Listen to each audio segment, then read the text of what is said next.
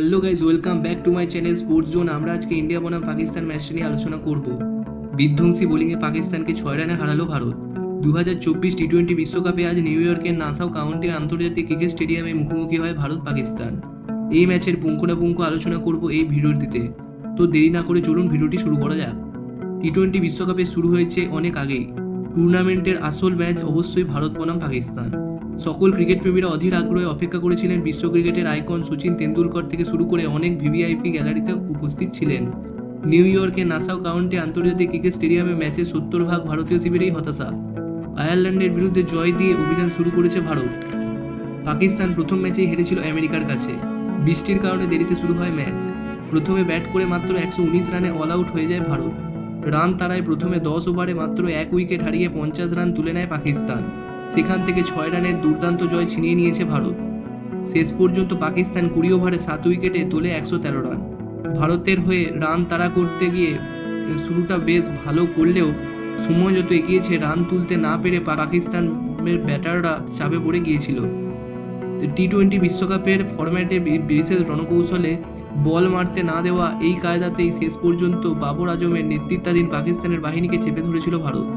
আর তাতেই মেলে সাফল্য। বিগ হিট তো দূরে থাক, শর্ট রান নিতেও ব্যর্থ হন পাকিস্তানের ব্যাটাররা। শেষ পর্যন্ত উইকেট বাঁচাতে গিয়ে বল নষ্ট করা শুরু করে পাকিস্তানের খেলোয়াড়রা। আর তাতেই ভারতের জয় নিশ্চিত হয়ে যায়। পাকিস্তানের বিরুদ্ধে এই জয়ের সুবাদে এবারে টি-20 বিশ্বকাপে গ্রুপ পর্বে রীতিমতো ভালো জায়গায় চলে গেল ভারত। আর আমেরিকা এবং ভারতের কাছে হারার পরবর্তী পর্যায়ে পাকিস্তানের ওঠার আশা প্রায় নষ্ট হয়ে গেল। এই ম্যাচে পাকিস্তানের হয়ে সবচেয়ে বেশি রান করেছেন মোহাম্মদ রিজওয়ান।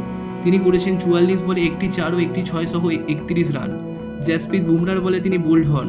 পাশাপাশি বুমরার বলে ব্যক্তিগত 13 রানের মাথায় সূর্যকুমার যাদবের হাতে ধরা পড়েন পাকিস্তানের অধিনায়ক বাবর আজম। ইফতিকার আহমেদ ব্যক্তিগত 5 রানের মাথায় বুমরার বলেই অর্শদীপ সিংয়ের হাতে ধরা পড়েন। এই ম্যাচে হার্দিক পান্ডিয়াও 24 রান দিয়ে 2 উইকেট নিয়েছেন। একটি করে উইকেট নিয়েছেন অর্শদীপ সিং ও অক্ষর প্যাটেল।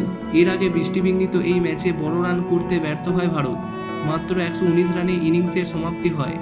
মেন ইন ব্লুর রবীন্দ্র জাদেজা, জাসপ্রীত বুমরারা কোনো রান না করেই ফিরে যান।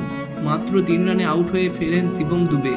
তার একটু আগেই আউট হন সূর্যকুমার যাদব। তিনি 8 বলে 7 রান করেছেন। একটা 4 মেরে আশা জাগালেও সূর্য হ্যারিস রফের বলে মোহাম্মদ আমিরকে ক্যাচ দিয়ে ফিরে যান। তার আগে অক্ষর প্যাটেল 18 বলে 20 রান করেন। নাসিম স্যার বলে বোল্ড হওয়ার আগে 2টো 4 এবং একটা 6 মারেন অক্ষর। রোহিত শর্মা 12 বলে 13 রান করে ফিরে যান। একটা 4 এবং একটা 6 মেরেছিলেন রোহিত, কিন্তু শাহিন আফ্রিদির বলে ক্যাচ উঠে যায় রোহিতের। ধরে ফেলেন হ্যারিস রফ। ব্যক্তিগত 4 রানের মাথায় নাসিম স্যার বলে উসমান খানকে ক্যাচ দিয়ে ফিরে গিয়েছিলেন বিরাট কোহলিও। পাকিস্তানের বোলারদের মধ্যে সবচেয়ে সফল হ্যারিস রফ ও নাসিম শাহ। দুজনে 21 রান দিয়ে 3 উইকেট নিয়েছেন। মোহাম্মদ আমির 23 রানে নিয়েছিলেন 2 উইকেট। 1 উইকেট নিয়েছেন শাহিন আফ্রিদি। ভারতের হয়ে সর্বোচ্চ রান করেছেন ঋষভ পন্থ, তিনি 42 রান করেছেন। তো বন্ধুরা, আলোচনাটি যদি ভালো লেগে থাকে তাহলে ভিডিওটিতে একটি লাইক, শেয়ার ও সাবস্ক্রাইব করে দিতে একদমই ভুলবেন না। আর কমেন্টে আপনাদের মূল্যবান মতামতটি অবশ্যই জানিয়ে যাবেন। ধন্যবাদ।